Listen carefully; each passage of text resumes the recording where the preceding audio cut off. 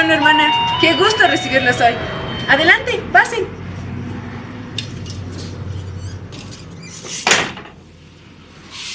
Toma asiento. Toma, te preparé una bebida caliente.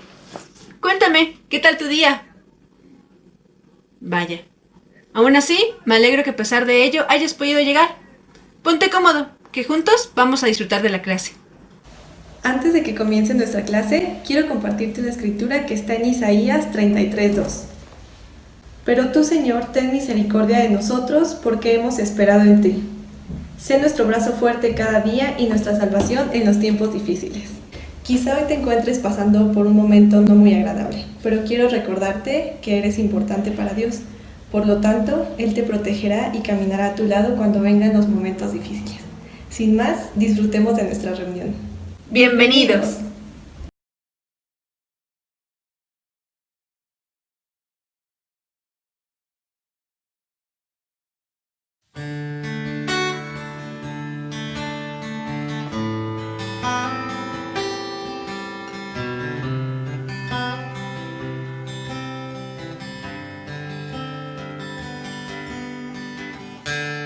Digno y santo el Cordero inmolado en la cruz. Nuevo canto levantaremos al quien su trono está. Santo, santo, santo, Dios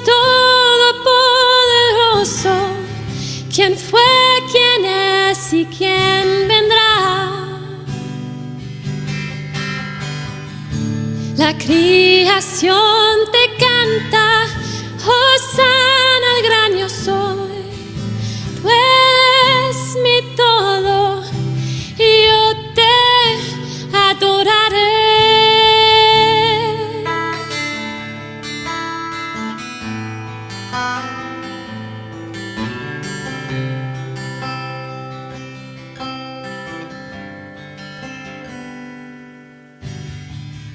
De un arco iris está vestido, tu voz resuena como los truenos. Recibe honor y gloria, poder y majestad a ti, al único Rey. Santo, santo, santo, Dios todopoderoso, ¿quién fue, quién es y quién vendrá? La creación te canta, Hosana al gran yo soy. Tú eres mi todo y yo te adoraré.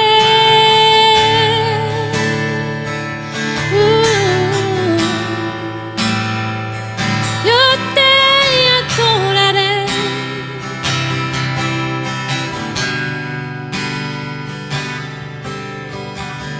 Tan grandioso,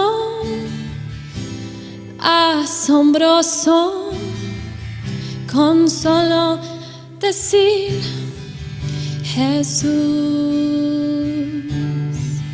Cristo, tu nombre es grande, fuerte, inagotable, tu misterio glorioso es. Santo, santo, santo, Dios todopoderoso, ¿quién fue, quién es y quién vendrá? La creación te canta,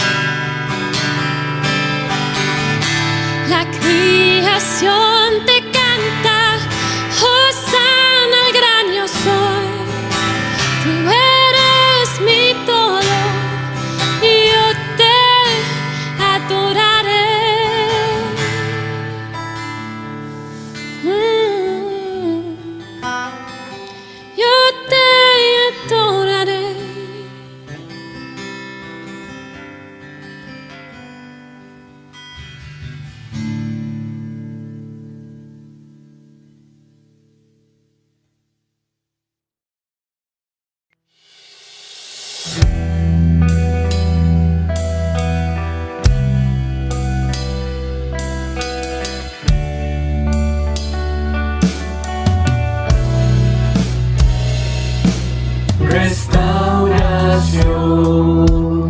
Quiero, Señor, de tu eterno amor, de tu eterno amor.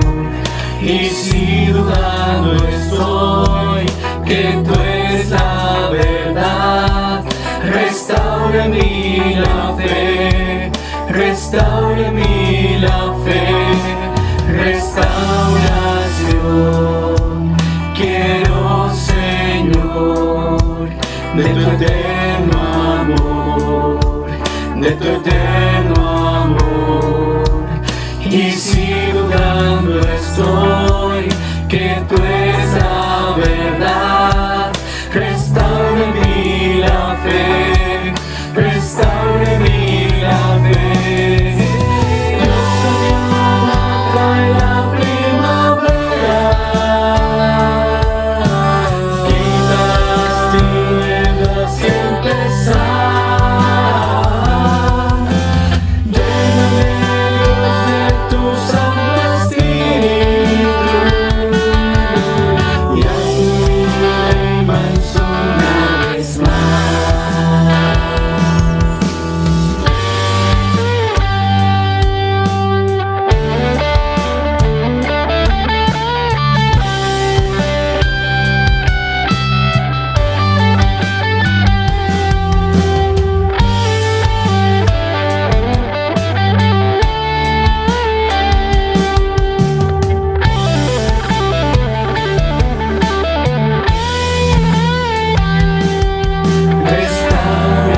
Restauración, quiero, Señor, de tu eterno amor, de tu eterno amor. Y si dudando estoy que tú es la verdad, restaura en mí la fe, restaura en mí la fe. Dios mío, trae la primavera, quita las tinieblas y empezar. Lléname, Dios, de tu Santo Espíritu, y haz humilde y manso una vez más. Dios a mi alma trae la primavera, quita las tinieblas y empezar.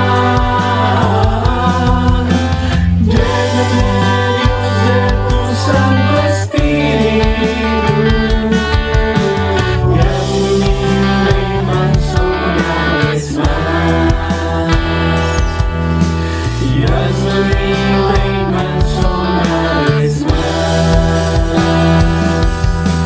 Y hazme humilde y manso una vez más.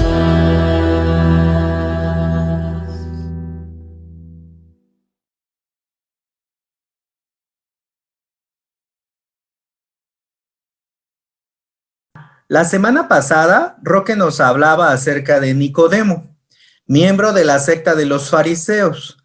Pero, ¿quiénes fueron exactamente los fariseos? Para responder esta y otras preguntas, tenemos una llamada con alguien muy especial. Démosle la bienvenida a nuestra Biblia de Estudio Arqueológica.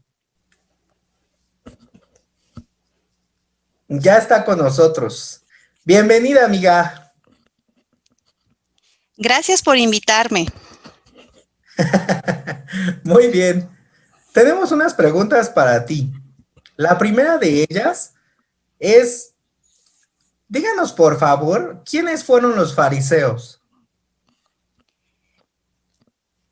Bueno, los fariseos fueron una secta política y religiosa influyente durante el periodo del Segundo Templo. Muy bien. ¿Y a qué se dedicaban? Ellos promovieron el fiel cumplimiento de la ley judía, tanto a nivel nacional como individual. ¿Tú sabes qué significa la palabra fariseo? No en realidad. No te preocupes, para eso estoy aquí. Aunque el significado exacto del término fariseo parece dudoso, el sustantivo se deriva del verbo hebreo que significa separar o distinguir. Este título parece haber sido aplicado originalmente en un sentido negativo, cuando los fariseos fueron expulsados de la membresía en el Sanedrín bajo el mando de Juan Hircano, sumo sacerdote del 135 al 104 a.C. Que más tarde fue entendido en sentido positivo, ya sea como aquellos que se apartaban a sí mismos de todas las fuentes de impureza ritual, o aquellos que interpretaban la ley correctamente. Oh, qué interesante. ¿Y en qué creían? Que Dios era el creador soberano, quien expresó su voluntad a la humanidad a través de la Escritura. Además, Él le concedió a la humanidad los dones de decisión moral responsable y raciocinio para poner en práctica las Escrituras en esta vida como preparación para la resurrección, el juicio y la vida venidera. Eso suena bastante parecido a lo que hoy llamamos libre albedrío. Continúa, por favor. Claro. Los miembros de esta secta cumplieron cuidadosamente la ley mosaica, interpretándola de forma sistemática y adaptándola a las condiciones de su propia época, para mantener un sentido de pureza entre la población. El sistema de interpretación y estilo de vida fueron transmitidos por generaciones de maestros y llegaron a conocerse de varias maneras, como la ley oral, la tradición de los ancianos, las obras de la ley o simplemente como la halajá, de la palabra hebrea que significa caminar. La halajá es la enseñanza tradicional judía que dirige la conducta y la práctica religiosa. Oh, ¿y cómo se veían a sí mismos? Como los herederos de una amplia tradición interpretativa que les permitía servir como guías de confianza para el pueblo judío durante la época tumultuosa. ¿Y cuál fue el resultado de sus encuentros con Jesús? Aunque algunos fariseos llegaron a creer en Jesús como el Cristo, por ejemplo, en Hechos 15:5 dice, entonces intervinieron algunos creyentes que pertenecían a la secta de los fariseos, o en Filipenses 3:5, donde Pablo el apóstol afirma que él mismo fue circuncidado al 8º día del pueblo de Israel, de la tribu de Benjamín, hebreo de pura cepa en cuanto a la interpretación de la ley fariseo. La mayoría justificaba su oposición a él tomando como base que Jesús claramente enseñaba por su propia autoridad, así como sobre la base de sus interpretaciones de varios temas que eran de mucha importancia para ellos. Y ya para terminar, ¿cuál fue la postura de Jesús a ellos? Jesús criticó a los fariseos aduciendo que a pesar de todo su encomiable cumplimiento de mandatos y tradiciones, ellos eran fundamentalmente impenitentes y no conocían a Dios ni amaban a las personas. Bien, pues muchas gracias. Nos ha ilustrado mucho su contexto acerca de los fariseos. Esperamos verte pronto. Bien, muchas gracias por invitarme. Hasta la próxima. Adiós. Adiós. A lo largo de toda la predicación de Jesús, no tuvo solo un encuentro con los fariseos, sino muchos. Y estas son algunas de las cosas que se dijeron entre ellos, solo en el Evangelio de Mateo. Los fariseos lo llamaron jefe de los demonios. Le pidieron una señal milagrosa para creer en él. Lo cuestionaron sobre el sábado, sobre el ritual de lavarse las manos y sobre otros más. Le tendieron trampas sobre el divorcio, los impuestos y la ley. Cuestionaron su autoridad, hicieron planes para arrestarlo y finalmente hicieron planes para matarlo. Por su parte, Jesús se refirió a ellos como todo lo hacen para que la gente los vea, guías ciegos. No hacen caso de las enseñanzas más importantes de la ley. Cuelan el mosquito, pero se tragan el camello. Limpian por fuera el vaso y el plato, pero no les importa llenarlos con el robo y la avaricia. Son como sepulcros blanqueados, bien arreglados por fuera, pero llenos por dentro de huesos de muertos y de toda clase de impurezas. Y finalmente el más popular quizá es que los llamó serpientes, raza de víboras. Es clara la postura antagonista entre la secta de los fariseos y Jesús. Ambas partes tenían argumentos sólidos, convicciones firmes, y no solo eso, sino una conducta que respaldaba dichas convicciones. ¿Quién estaba en lo correcto? Yo sé que casi automáticamente puedes pensar que Jesús, puesto que de ese lado estamos, y de ese mismo lado estaban los autores de los evangelios. Pero es interesante hacer un ejercicio, tratar de ser objetivo y poner en duda nuestra postura. No para justificar nuestra debilidad, sino para adquirir una nueva forma de ver los fundamentos de nuestra fe y así poder crecer. ¿Cuántos nos siguen con las mismas recetas? Por ejemplo, ora y confía. O los tiempos de Dios son perfectos. O algunos con mayores implicaciones como sométete a tu esposo aunque no lo merezca. Aunque el esposo la golpee o se drogue o no la sostenga económicamente o abuse de ella física, sexual y psicológicamente. No me malentiendas, no estoy haciendo apología del divorcio. Lo que sí digo es que cada caso es diferente y cada uno debe tratarse como tal. Ahora bien, volviendo a los múltiples encuentros que Jesús tuvo con los fariseos, hay uno en particular, en Mateo 21-23, en donde Jesús entra al templo a enseñar y mientras estaba haciéndolo es cuestionado sobre de dónde provenía la autoridad para hacer lo que hacía. Jesús se las voltea y les dice que si responden a su pregunta, entonces él también podría responder la suya. Básicamente, él les pregunta si el bautismo de Juan venía del cielo o de la tierra. El grupo que lo estaba cuestionando se da cuenta de que contestase lo que contestase, Jesús tendría la razón. Así que optaron por responder que no lo sabían. Entonces, con esa respuesta, Jesús pudo continuar su enseñanza. Y es ahí donde les dice esta parábola. En Mateo 21-28. Jesús les preguntó, ¿qué opinan ustedes de esto? Un hombre tenía 2 hijos y le dijo a uno de ellos, hijo, ve hoy a trabajar a mi viñedo. El hijo le contestó, no quiero ir. Pero después cambió de parecer y fue. Luego el padre se dirigió al otro y le dijo lo mismo. Este contestó, sí señor, yo iré. Pero no fue. ¿Cuál de los 2 hizo lo que su padre quería? El primero, contestaron ellos.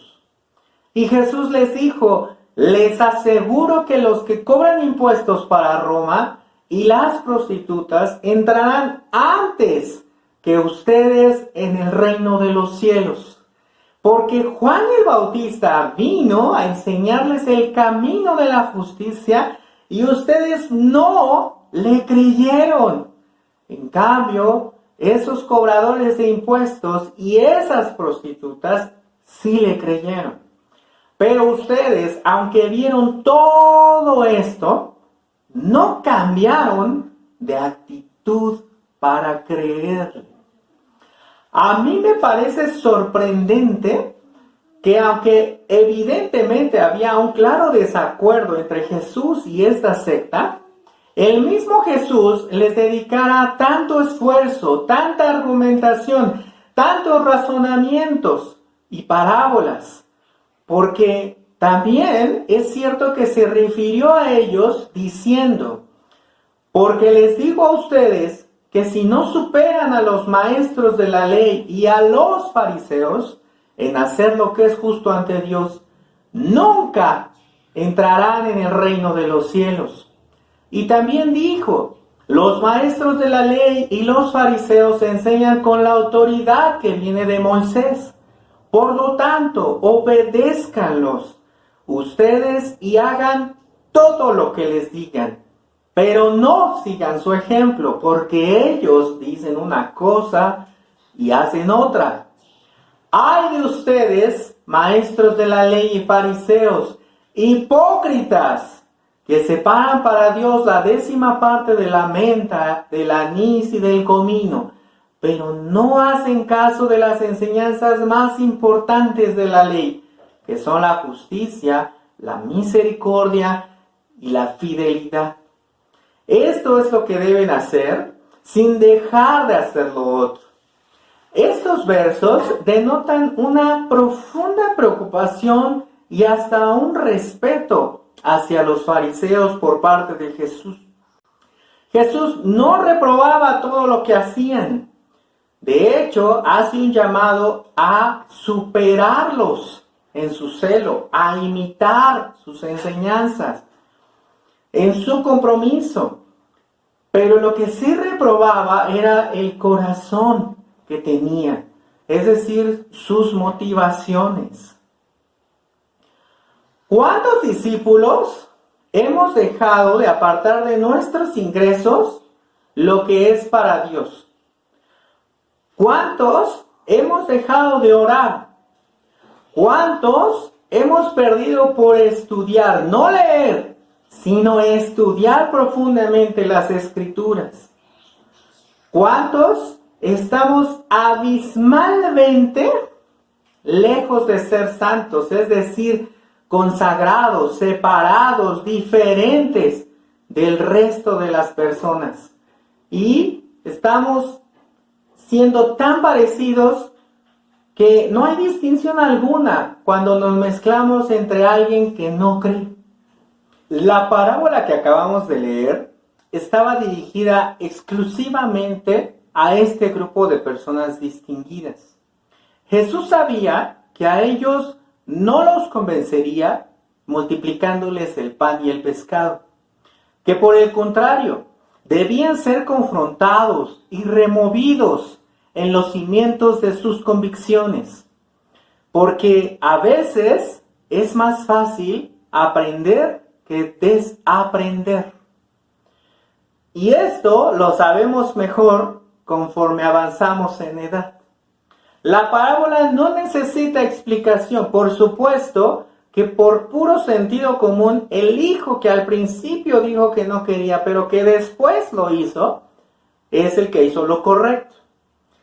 ¿Qué quieres? ¿Que tu hijo te prometa que se va a portar bien o que se porte bien? ¿O qué prefieres?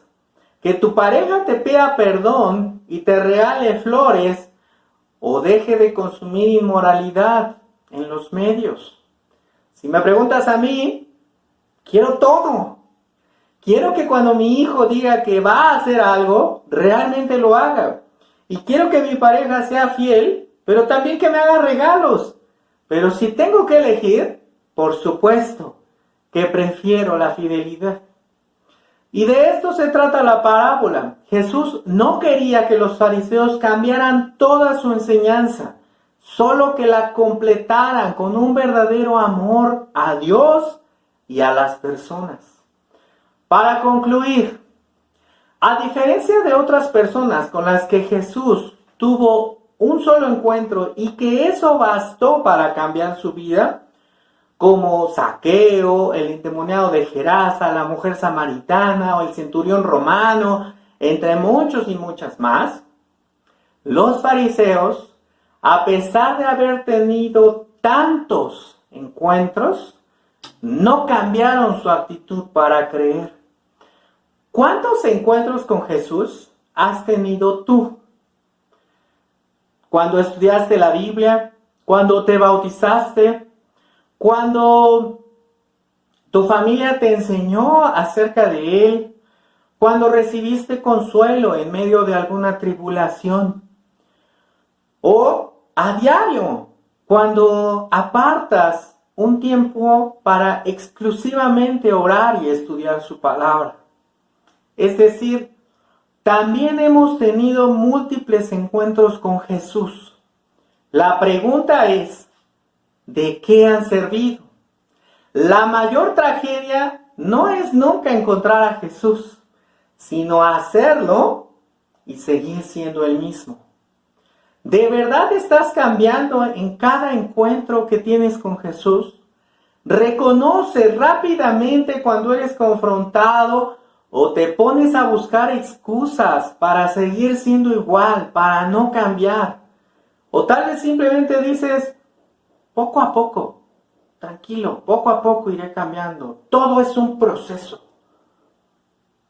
Si es así, tal vez estás más del lado de los fariseos que del de los que entrarán primero al reino de los cielos, como dice la parábola.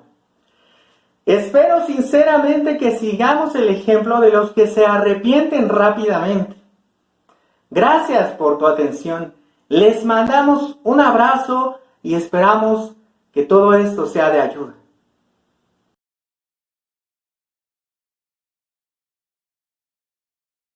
El día de hoy tengo el privilegio de compartirte la ofrenda semanal y quiero que me acompañes a una escritura que está en Génesis 4, del 3 al 5. Dice así: Pasó el tiempo y un día Caín llevó al Señor una ofrenda del producto de su cosecha.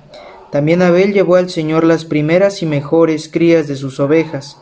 El Señor miró con agrado a Abel y a su ofrenda, pero no miró así a Caín y a su ofrenda, por lo que Caín se enojó muchísimo y puso muy mala cara.